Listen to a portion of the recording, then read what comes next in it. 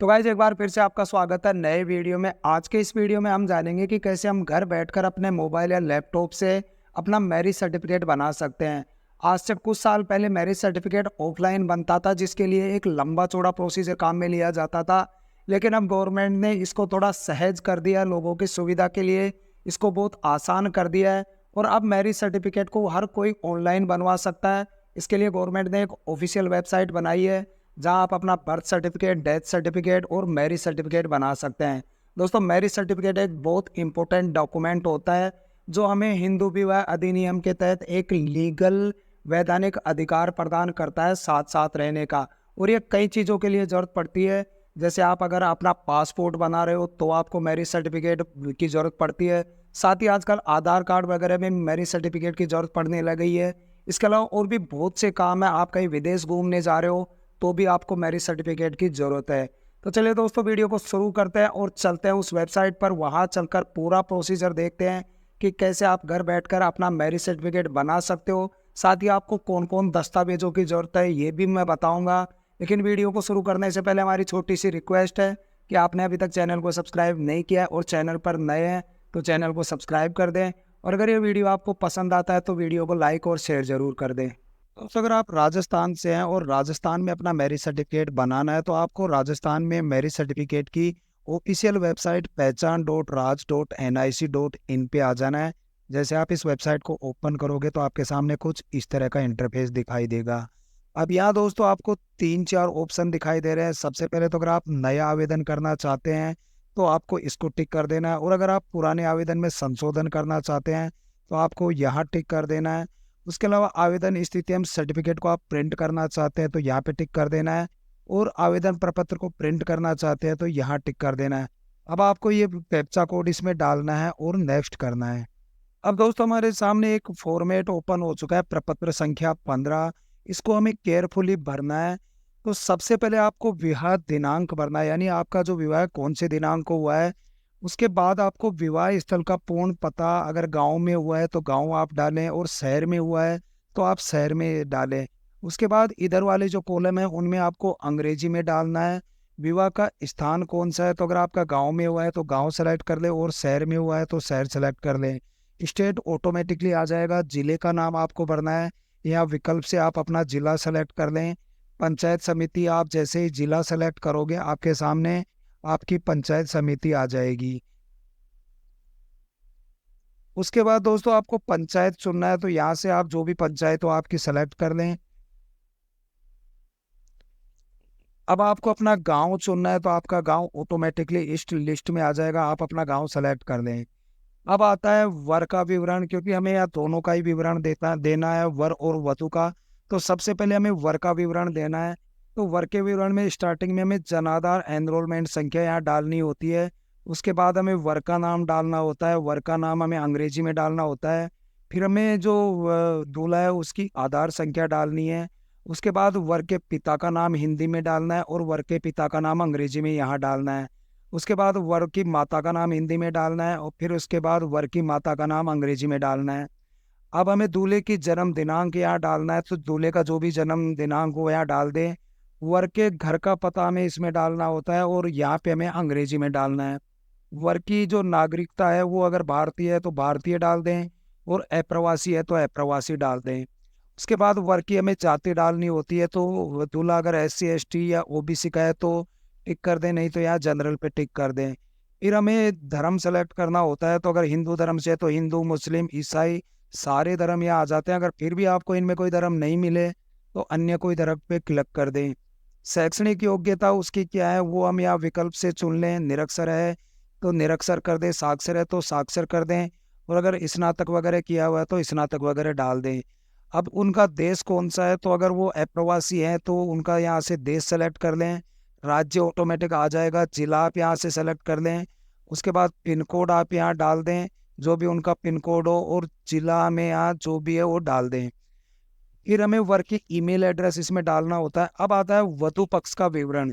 तो सबसे पहले आपको वधु का जनाधार एनरोलमेंट संख्या यहाँ डालनी है। फिर वधु का नाम हिंदी में डालना है, वधु का नाम अंग्रेजी में डालना है।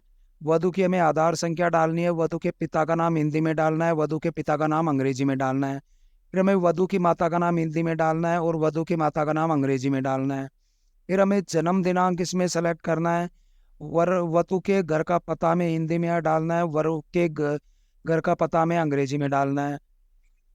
वधू की नागरिकता क्या है, तो अगर भारतीय है तो भारतीय डाल दें, अप्रवासी है एनआरआई है तो एनआरआई सेलेक्ट कर दें। फिर हमें जाति डालनी होती है तो एसटी एससी है तो एसटी एससी कर दें, नहीं तो जनरल कर दें। अब वधु की शैक्षणिक योग्यता क्या है वो हमें डाल देनी है। फिर हमें वधु का देश डालना है, उसका राज्य डालना है, जिला डालना है, पिन कोड हमें डालना है, मोबाइल नंबर डालना है और ईमेल आईडी डालनी है। अब नंबर आता है गवाहों की जानकारी, क्योंकि दोस्तों मैरिज सर्टिफिकेट में 2 गवाह वर पक्ष के और 2 गवाह वधु पक्ष के हमें चाहिए होते हैं। तो सबसे पहले वर के गवाह का नाम हमें हिंदी में डालना है और उसके बाद वर के गवाह का नाम अंग्रेजी में डालना है। फिर उसके बाद वर के गवाह का घर का पता हमें डालना है और वर के घर का पता जो गवाह है उसका अंग्रेजी में यहाँ पे डालना है। फिर देश कौन सा है वो डालना है, राज्य डालना है, जिला डालना है और वर के गवाह का मोबाइल नंबर इसमें डालना है।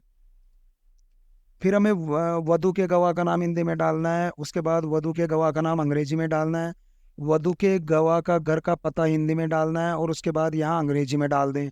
फिर उसका देश सेलेक्ट कर लें, राज्य सेलेक्ट कर लें, जिला सेलेक्ट कर लें और वधु के गवाह का मोबाइल नंबर डाल लें। अब आवेदक की जानकारी, तो आवेदक कौन है उसका सबसे पहले आधार नंबर हमें डालना है। तो यहाँ नंबर सत्यापित का ऑप्शन आ जाएगा, उसको हमें सत्यापित करवाना है।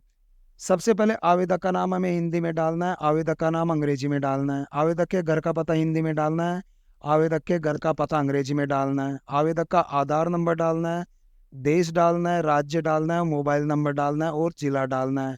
फिर हमें ओटीपी पे क्लिक करना है ताकि हम सत्यापित कर सके। फिर ये कोड डाल देना है और फिर हमें इंद्राज पे क्लिक कर देना है। तो जैसे ही दोस्तों आप इंद्राज पे क्लिक करोगे तो आपका ये फॉर्म सबमिट हो जाएगा। नेक्स्ट ऑप्शन में आपके पास डॉक्यूमेंट की जरूरत पड़ेगी, यानी सबसे पहले तो वर और वधु पक्ष का ईमेल आईडी चाहिए, साथ ही हमें आधार कार्ड नंबर चाहिए दोनों का, तो उसके अलावा दोनों के एक जॉइंट फोटो हमें चाहिए। तो ये सारी चीज़ें अगर आपके पास हैं तो आप यहाँ से आराम से अपना जो मैरिज सर्टिफिकेट है वो बना सकते हैं, प्रिंट निकाल सकते हैं। इस तरह दोस्तों आप अपना जो मैरिज सर्टिफिकेट है वो बना सकते हैं। अब मैं आपको बताता हूँ कि किस तरह का जो यहाँ सर्टिफिकेट होता है वो बनता है। तो यहाँ पे हमें नीचे दिया गया है विवाह प्रमाण पत्र नमूना, उस पर हमें क्लिक कर देना है। तो इस तरह का हमारा जो विवाह पंजीयन है वो बनेगा।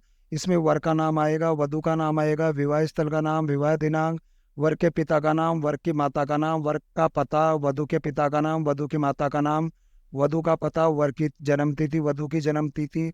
और यहाँ हमें पति पत्नी की एक संयुक्त फोटो लगानी होती है जो हमें अपलोड जब हम डॉक्यूमेंट्स करेंगे तो ये ऑटोमेटिकली दोनों की जॉइंट फोटो को यहाँ लगा देगा।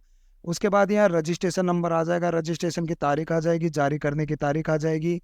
अब यहाँ जो अधिकारी है उसका हमें साइन करवाने होते हैं।